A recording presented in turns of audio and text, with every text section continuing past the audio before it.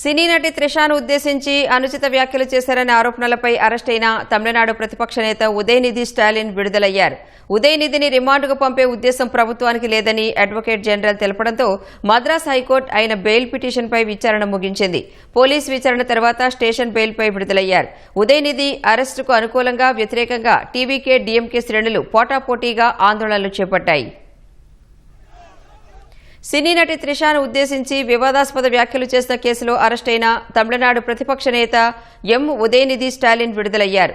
కావేరీ నదీ జలాల అంశంపై సోమవారం తంజావూరులో డీఎంకే నిర్వహించిన నిరసనలో పాల్గొన్న ఉదయనిధి టీవీకే ప్రభుత్వంపై విమర్శలు చేశారు.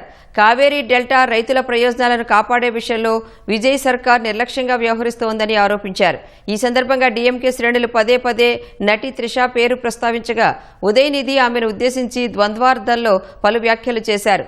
అధికార టీవీకే ఫిర్యాదు మేరకు ఉదయనిధిపై కేసు నమోదు చేసిన తంజావూరు పోలీసులు ఈ ఉదయం ఆయన నివాసానికి వెళ్లి అరెస్టు చేశారు.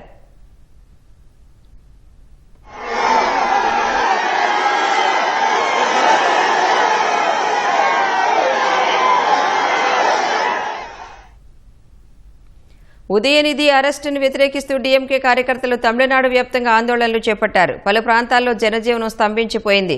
కరూరు, సలెం, మదురై, తంజావూరులో రహదారులపై బైఠాయించి ప్రభుత్వానికి వ్యతిరేకంగా నినాదాలు చేశారు.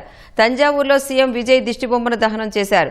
తేనీలో డీఎంకే ఆందోళనల నేపథ్యంలో సీనియర్ నేత పన్నీర్ సెల్వం సహా ఇతర నేతలను పోలీసులు అరెస్టు చేశారు.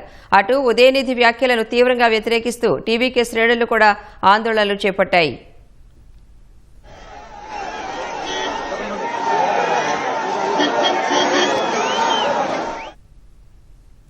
నటి త్రిషాను ఉద్దేశించి తంజావూరు సభలో డీఎంకే నేత ఉదయనిధి చేసిన వ్యాఖ్యలపై టీవీకే జాతీయ మహిళా కమిషన్కు ఫిర్యాదు చేసింది. ఉదయనిధి చేసిన వ్యాఖ్యలు తీవ్ర అభ్యంతరకరంగా ఉన్నందున జాతీయ మహిళా కమిషన్ జోక్యం చేసుకోవాలని కోరింది.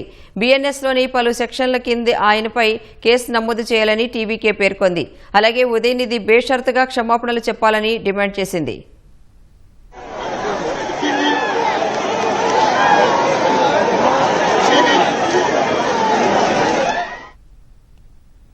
మరోవైపు ఉదయనిధి దాఖలు చేసిన బెయిల్ పిటిషన్పై మద్రాస్ హైకోర్టు విచారణ జరిపింది.